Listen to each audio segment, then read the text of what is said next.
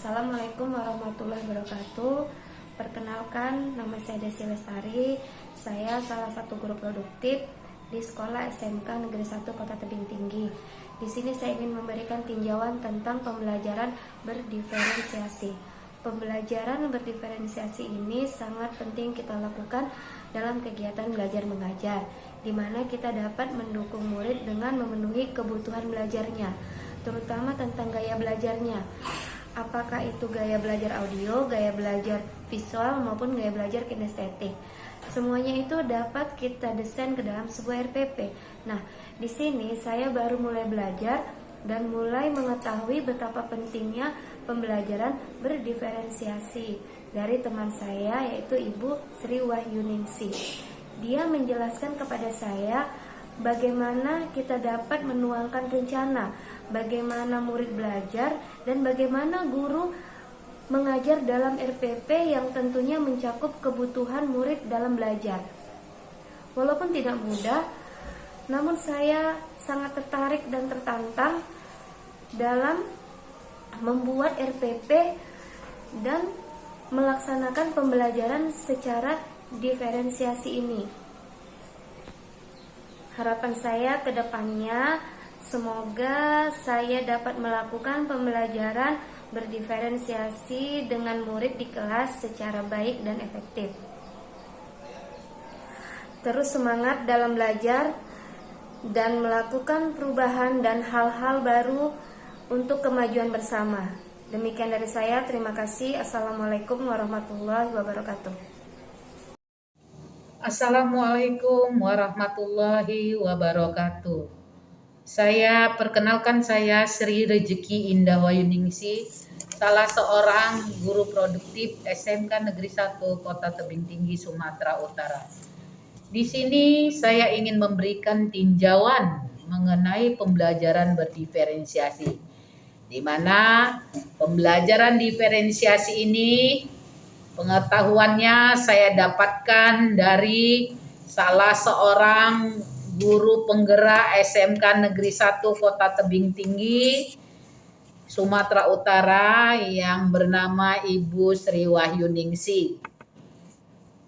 Menurut Ibu Sri Wahyuningsih, pembelajaran diferensiasi ini ada 3 strategi yang harus dilakukan oleh seorang guru, yaitu yang pertama, diferensiasi konten.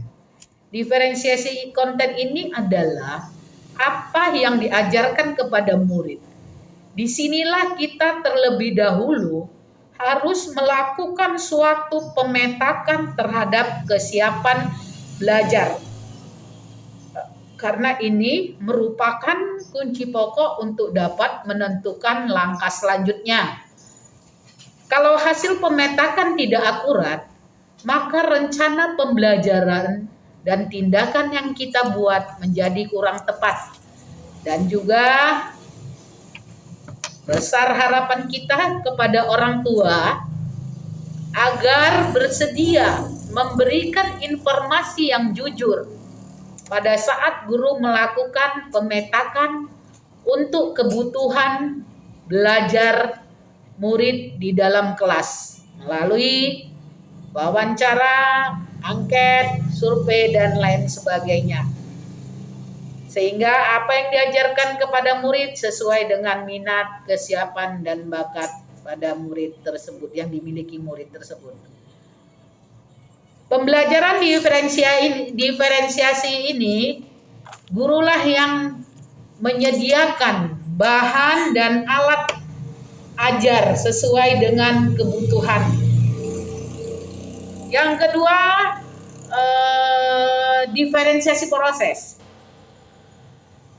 Diferensiasi proses ini mengacu pada bagaimana murid akan memahami dan memaknai apa yang dipelajari.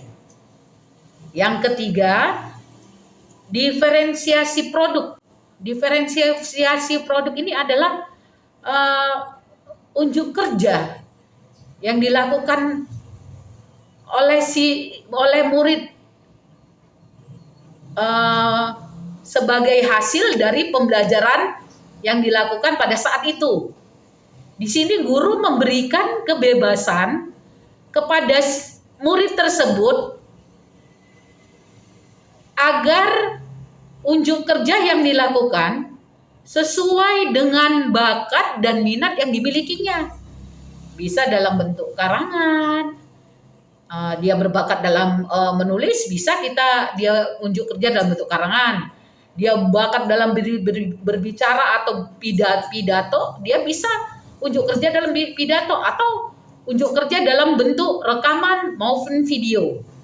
Terserah murid, bebas murid dalam menentukan hasil pekerjaannya sesuai dengan bakat dan minatnya. Pembelajaran ini tentunya sangat penting bagi kita seorang guru, di mana dengan pembelajaran berdiferensiasi ini kita dapat memenuhi semua kebutuhan belajar murid, baik dari minatnya, kesiapan belajar, maupun gaya belajarnya itu.